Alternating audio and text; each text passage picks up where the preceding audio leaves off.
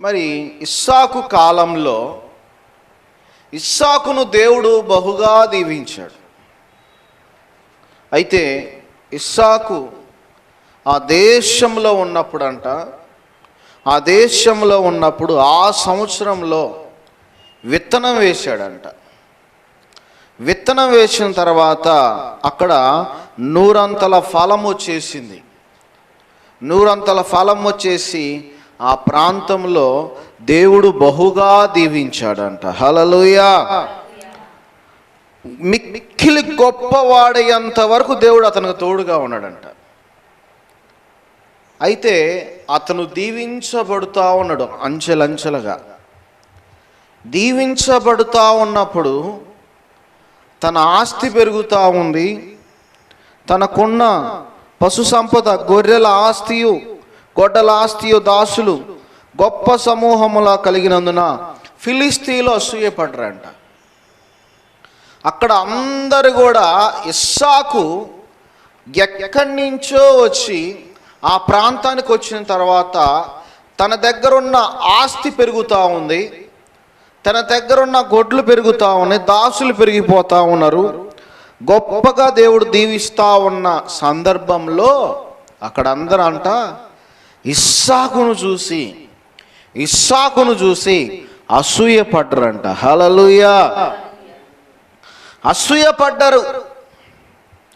అసూయపడి ఆ రోజుల్లో ఈయన అభివృద్ధి అవుతూ ఉంటుంటే ఇస్సాకు తన తండ్రి కాలంలో త్రవ్వించిన బావులన్నీ కూడా ఏం చేశారంటే ఫిలిస్తీన్లు పూడ్చివేశారంట, తన ఎదుగుదలను తట్టుకోలేక.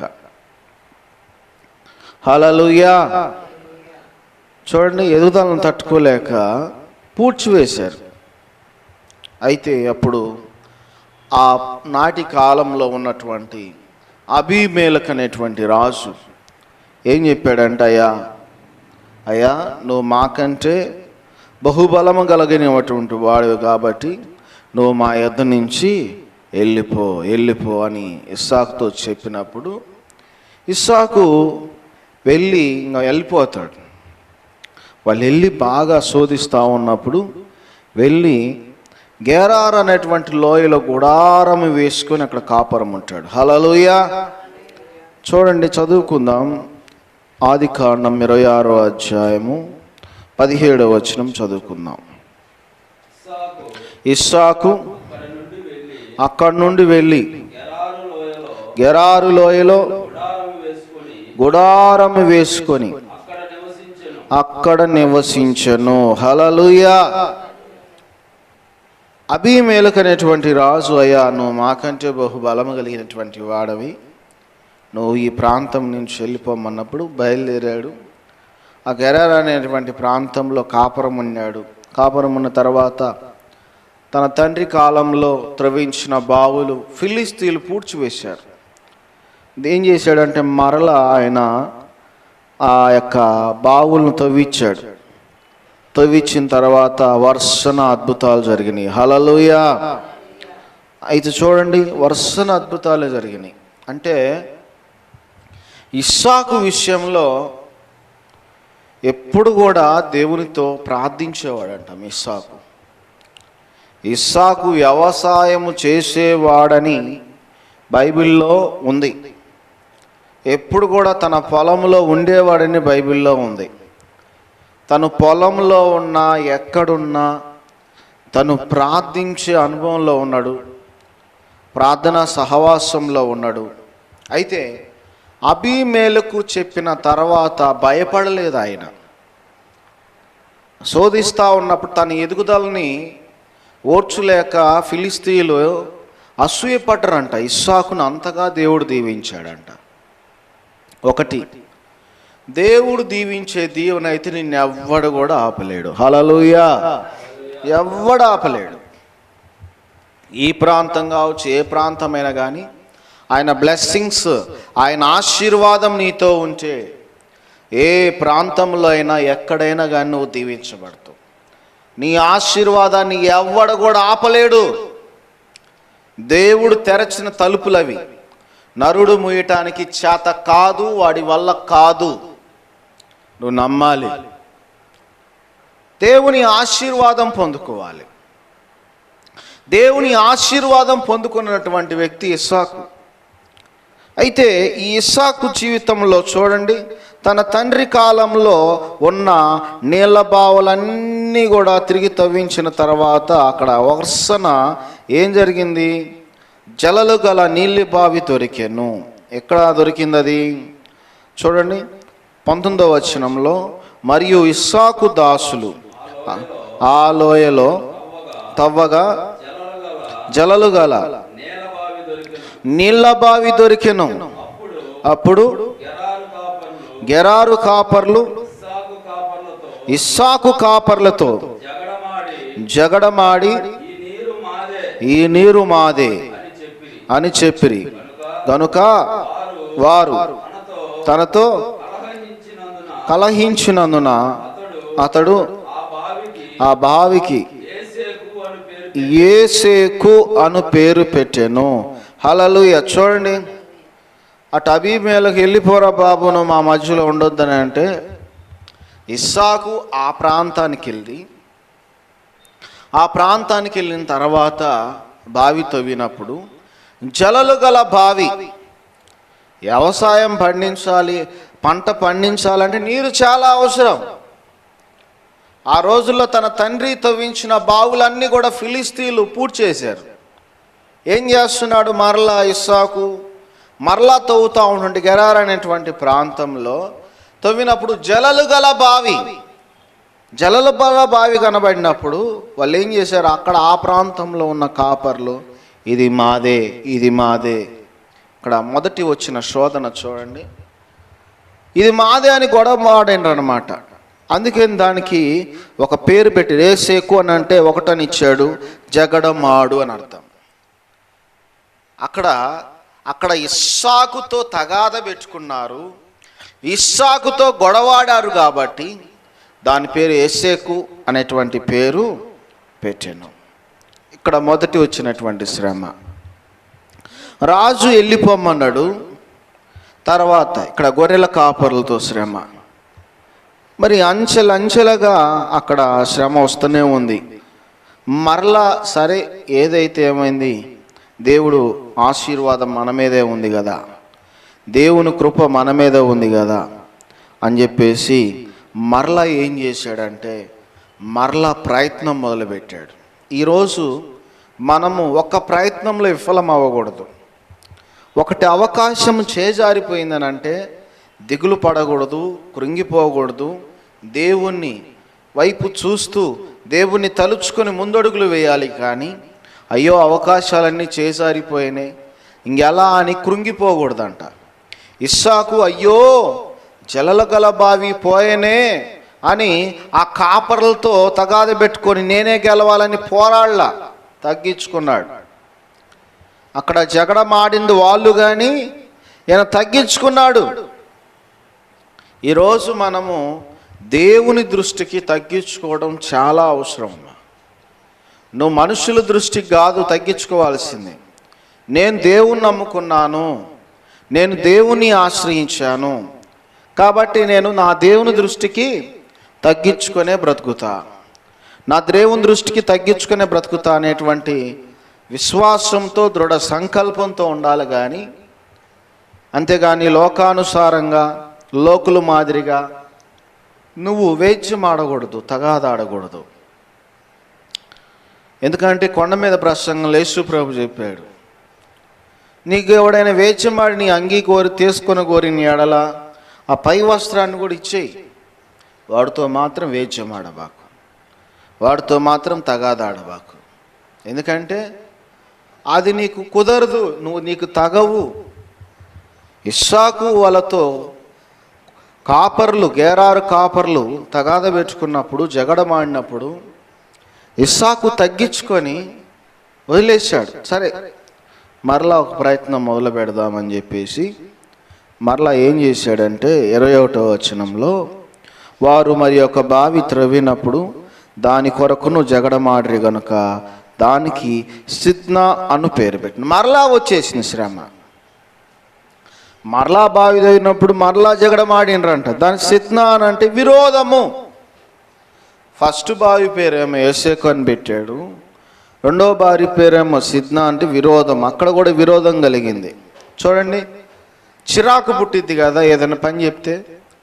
మనల్ని బ్రతకనీకపోతుంటే నువ్వా నేనా అనేటువంటి పోరాటాలు మొదలవుతాయి కదా. అక్కడ ఇస్సాకు వాటన్నిటిని కూడా సహించాడు.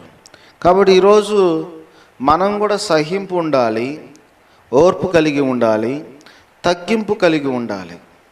అన్నిటినీ ఓర్చుకోగలిగినటువంటి మనసు కలిగి ఉండాలి. ఈరోజు అంచెలంచెలుగా మరి ఇస్సాకు జీవితంలో తగాదలే మరలా ఏం చేశాడు? ఆయన ప్రయత్నం మొదలుపెట్టలా. మరలా 22వ వచనంలో కూడా అంతటా అక్కడి నుండి వెళ్ళి మరి ఒక బావి తవ్వించును, దాని విషయం వారు జగడమాడలేదు గనుక అతడు ఇప్పుడు యెహోవా మనకు ఎడము కలగజేసి ఉన్నాడు గనుక ఈ దేశమందు అభివృద్ధి పొందుదామనుకొని దానికి రాహేబోతు అని పేరు పెట్టాను. హల్లెలూయా. లాస్ట్ ఒకసారి గొడవైంది, రెండోసారి గొడవైంది, మూడోసారి ఇక వాళ్ళు జగడమాడలేదనంట. ఎందుకంటే వాళ్ళకి అర్థమైపోయింది వాళ్ళు ఆశీర్వాదానికి వారసులు అని. ఇస్సాకు ఆశీర్వదించబడిన వ్యక్తి అని ఎవడు ఆపలేడు.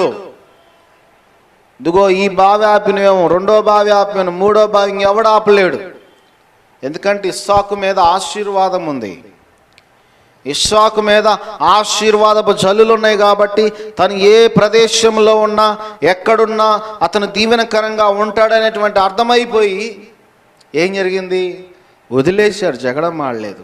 అప్పుడు అంటున్నాడు, యెహోవా మనకు తోడుగా ఉన్నాడు, ఈ దేశంలో మనం అభివృద్ధి పొందుదాం. కాబట్టి దేవుడు తగాదలకి ఎడం చేశాడు. కాబట్టి రాహేబోతు అంటే ఇక మనం ఎడమైపోయిన వాళ్ళకి మనకు సంబంధం లేదు.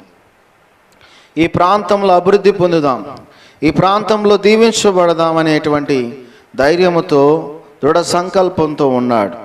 ఉన్న తర్వాత ఆ క్షణంలోనే దేవాతి దేవుడు మాట్లాడతాడు. అక్కడి నుండి అతడు బెర్షాబాకు వెళ్ళెను.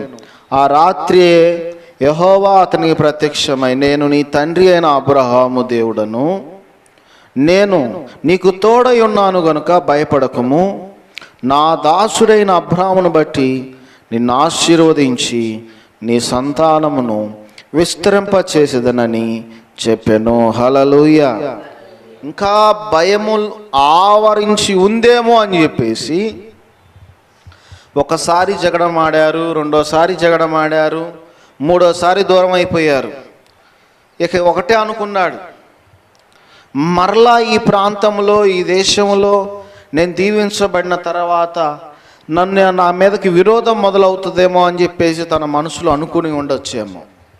కానీ దేవుడు ఆ క్షణంలో, అయ్యా నేను అబ్రహాము దేవుడను, నీ తండ్రి అయిన అబ్రహాము దేవుడను కనుక భయపడగాకు, నీ తండ్రిని బట్టి నిన్ను ఆశీర్వదించి నిన్ను నీ సంతానాన్ని విస్తరింపజేస్తా అన్నాడు. హల్లెలూయా.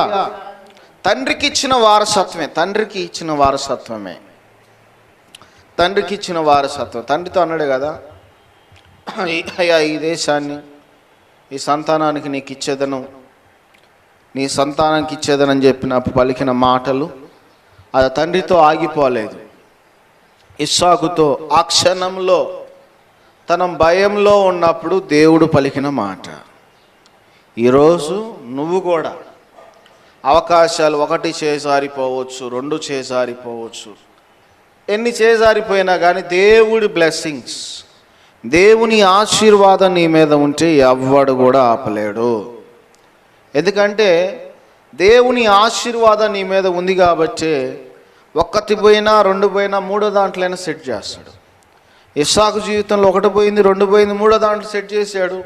ఇంకా నిరుత్సాహంగా ఉన్నప్పుడు దేవుడే మాట్లాడాడు. కాబట్టి స్పష్టంగా దేవుడు ఇస్సాకుతో మాట్లాడిన తర్వాత అప్పుడు ధైర్యం వచ్చేసింది. తన తండ్రి కాలంలో అబ్రాము కాలంలో దేవుడు మాట్లాడిన ప్రతిసారి కూడా ఎక్కడ మాట్లాడినా కానీ అక్కడ బలిపీఠము కట్టినట్లుగా అబ్రాము ఉంది. అలాగే తండ్రి వారసత్వము చొప్పున ఇస్సాకుతో కూడా దేవుడు మాట్లాడాడు. ఇస్సాకుతో దేవుడు మాట్లాడిన తర్వాత, అయ్యా నీ తండ్రి అయిన అబ్రాము దేవుణ్ణి, నీ తండ్రి అయిన అబ్రామును బట్టి నేను ఆశీర్వదిస్తాను, నీ సంతానమును విస్తరింపజేస్తానని దేవుడే మాట్లాడిన తర్వాత అక్కడ ధైర్యం వచ్చేసి వెంటనే ఏం చేస్తాడు? 25వ వచనంలో అక్కడ అతడు ఒక బలిపీఠము కట్టించి యెహోవా నామమున ప్రార్థన చేసి అక్కడ తన గుడారము వేసెను. అప్పుడు ఇస్సాకు దాసులు అక్కడ బావి త్రవ్విరి. హల్లెలూయా, హల్లెలూయా. ఇంకా తర్వాత సంఘటన వేరు. దేవుడు మాట్లాడిన తర్వాత కొండంత ధైర్యం వచ్చేసింది. దేవుడే ప్రామిస్ చేసిన తర్వాత కొండంత ధైర్యం వచ్చేసింది. ఈరోజు బైబిల్లో 30,000 వాగ్దానాలు ఉన్నాయి. నీ జీవితంలో, నీ ఆయుష్ కాలంలో ఎన్ని వాగ్దానాలు స్వతంత్రించుకున్నావు? దేవుడు నీతో మాటలు ఎన్నిసార్లు నెరవేరిని? 30,000 వాగ్దానాలు ఉన్నాయి. ఈ 30,000 వాగ్దానాల్లో దేవుడు నీతో ఎన్నిసార్లు మాట్లాడిండు, ఎన్నిసార్లు ప్రామిస్ చేసిండు, ఎన్నిసార్లు ప్రామిస్ చేస్తే ఎన్ని నెరవేరిని, ఇంకా నెరవేరకుండా ఉన్న వాగ్దానాలు ఎన్నున్నాయి? ఒకసారి ఆలోచించి. నీకు ఇవ్వబడిన వాగ్దానం నెరవేర్చడానికి దేవుడు ఉన్నాడు, కానీ మాట తప్పని దేవుడు కాదు. ఆయన మాటే నెరవేరుతుంది. అన్ని విషయాల్లో, అన్ని రంగాలలో కూడా దేవుని యొక్క మాట నెరవేరుతుంది. ఇస్సాకు ఓడిపోలేదు. తర్వాత దేవుడు మాట్లాడిన తర్వాత, బలిపీఠం కట్టిన తర్వాత అక్కడే గుడారం వేసుకొని అక్కడే ప్రార్థించినట్టుగా ఉంది. అప్పుడు ఇస్సాకు దాసులు ఏం చేశారు? బావులు తవ్వినారంట. హల్లెలూయా. చూడండి, ధైర్యం. దేవుడు మాట్లాడిన తర్వాత ధైర్యం. ఈరోజు నీ జీవితంలో కూడా దేవుని ఆశీర్వాదానికి తావు ఇవ్వాలి, కానీ దేవుని ఆశీర్వాదానికి అవకాశం ఇవ్వండి. దేవుడు నీకు ఇవ్వబడిన వాగ్దానాన్ని నువ్వు స్వతంత్రించుకో. 30,000 వాగ్దానాలు ఉన్నాయి మన కోసం. ఆ వాగ్దానం పొందుకో. దేవుడు నీతో మాట్లాడతాడు. మాట్లాడే దేవుడు ఆయన. మాట్లాడిని రాయి కాదు, చెట్టు కాదు, పుట్ట కాదు. నీతో మాట్లాడతాడు, స్పష్టంగా మాట్లాడతాడు. ఇస్సాకు బాధలో ఉన్నాడు, వేదనలో ఉన్నాడు. ఇక ఇంకెన్నాళ్ళు ఈ శ్రమ, ఇంకెన్నాళ్ళు ఈ బాధ అనుకుని ఉండొచ్చు, కానీ దేవుడే మాట్లాడాడు. కాబట్టి ఈరోజు దేవుని స్వరం వినుట చాలా మంచిది. నీ ప్రార్థనా గదిలో కూడా దేవుని స్వరం వినటానికి ఆశపడు. దేవుని స్వరం వినాలని ఆశ కలిగి ఉంటే దేవుడు తప్పకుండా మాట్లాడతాడు. పాత నిబంధన కాలంలో ఏ కష్టం వచ్చినా, ఏ బాధ వచ్చినా, ఏ ఇబ్బంది వచ్చినా వాళ్ళు ప్రార్థించారు. ఎందుకు?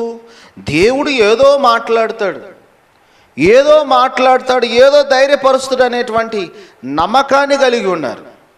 అబ్రాహాం అంతే, ఇస్సాకు అంతే, యాకోబు అంతే, యోసేపు కూడా అంతే. వాళ్ళు ప్రార్థించారు.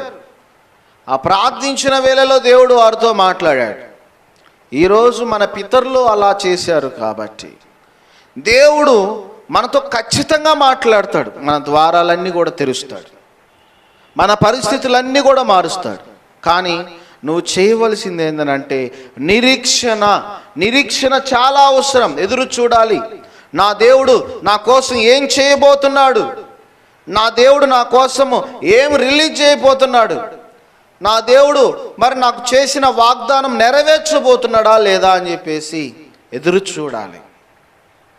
తండ్రికి చేసిన వాగ్దానం, అబ్రాహాముకు చేసిన వాగ్దానం, ఇస్సాకు జీవితంలో కూడా ఏమంటున్నాడయ్యా, నీ తండ్రిని బట్టి నిన్ను ఆశీర్వదించి నీ సంతానమును విస్తరింపజేసేదనని చెప్పాను.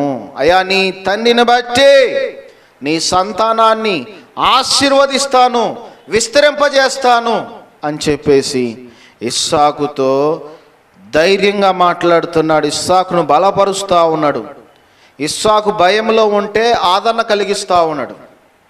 కాబట్టి ఈరోజు నువ్వు చేయవలసింది ఏమీ లేదు. దేవుని మార్గాల్లో నడు, దేవునికి ప్రార్థించు. నువ్వు కృంగిన వేళ, నువ్వు అలసిపోయిన వేళ, నీ చేతగాని వేళ దేవుడే మాట్లాడతాడు, తన శక్తితో నింపుతాడు. నీకున్న ద్వారములన్నీ కూడా తెరుస్తాడు. ఇస్సాకు ద్వారం మూయబడిందని అనుకోలేదు. అబీమెలెకు, కోరే నాయన నువ్వు వెళ్ళిపో, నువ్వు మాకంటే బహుబలం కలిగినటువంటి వాడు, వెళ్ళిపోమంటే చక్కగా వెళ్ళిపోయాడు. శోధించలే, నేను ఎందుకు వెళ్ళాలి, నువ్వు చెప్పేది ఏందని అనలేదు. అక్కడ జగడమాడలేదు. అంచెలంచెలుగా ఇస్సాకుతోనే జగడమాడాడు. కాబట్టి ఈరోజు ఇస్సాకులో చూడండి, అంచెలంచెలుగా ఇస్సాకులో తగ్గింపు కనబడతా ఉంది. ఫస్ట్ ఇస్సాకులో తగ్గింపు కనబడతా ఉంది. రెండవది నిరీక్షణ కనబడతా ఉంది. మూడవది అన్నీ కూడా ఓర్పును కలిగి ఉన్నాడు.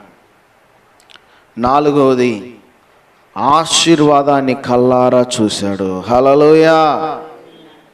ఈరోజు మనము ఇస్సాకు వలె దేవుని సన్నిధిలో తగ్గించుకొని దేవుని మార్గాల్లో ఉంటే తప్పకుండా దేవుడు సహాయం చేస్తాడు. అంతేకాకుండా ఇక్కడ ఇక తర్వాత సంఘటన కూడా చాలా విచిత్రంగా అనిపిస్తుంది.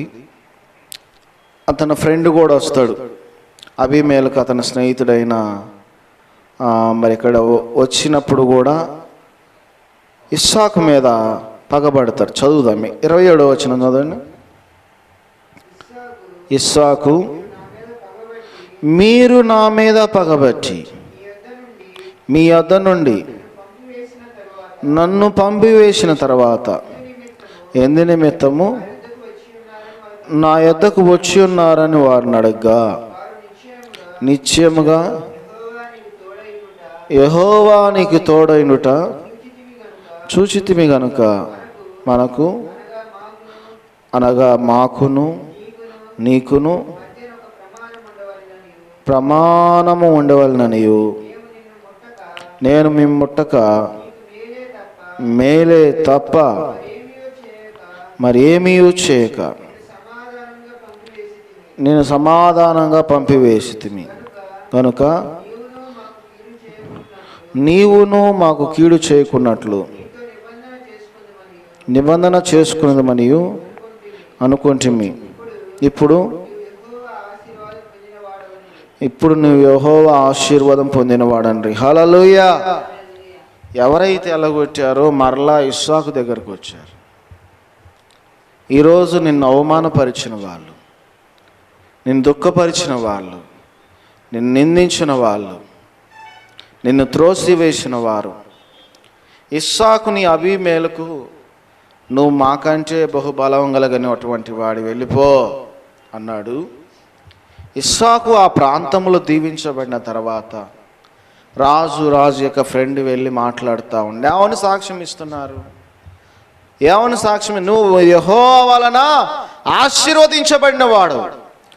మరి ఇలాగే నీ జీవితంలో కూడా ఇన్ని కష్టాలు, ఇన్ని నష్టాలు నీ బంధువులు కానీ, నీ స్నేహితులు కానీ, నీ విరోధులు కానీ చేస్తే వాళ్ళు నీ దగ్గరకు వచ్చి చెప్పాలంట, దేవుడు నీకు తోడుగా ఉన్నాడు, దేవుడు నిన్ను ఆశీర్వదించాడు, దేవుడు నీకు తోడుగా ఉన్నాడు కాబట్టే ఈ స్థానంలో ఉన్నావని వాళ్ళు సాక్ష్యం ఇచ్చే వ్యక్తులుగా ఉండాలి. నీ ప్రవర్తన అలా ఉండాలి.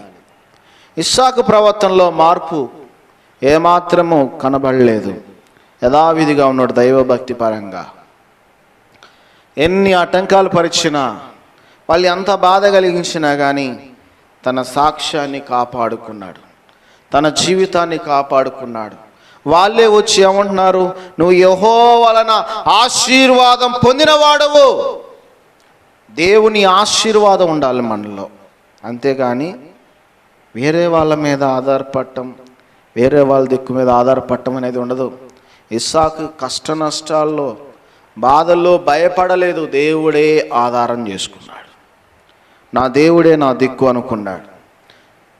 ఇక్కడ చూడండి, ఈ అధ్యాయంలో ఎంత మన ఆత్మీయ జీవితానికి అన్వయించుకుంటే నిజంగానే ఇస్సాకు లాగా మనం కూడా ఉంటే ఖచ్చితంగా ఇదే విధంగా జరిగింది. ఇలాగే మన జీవితంలో కూడా దేవుడు చేస్తాడు.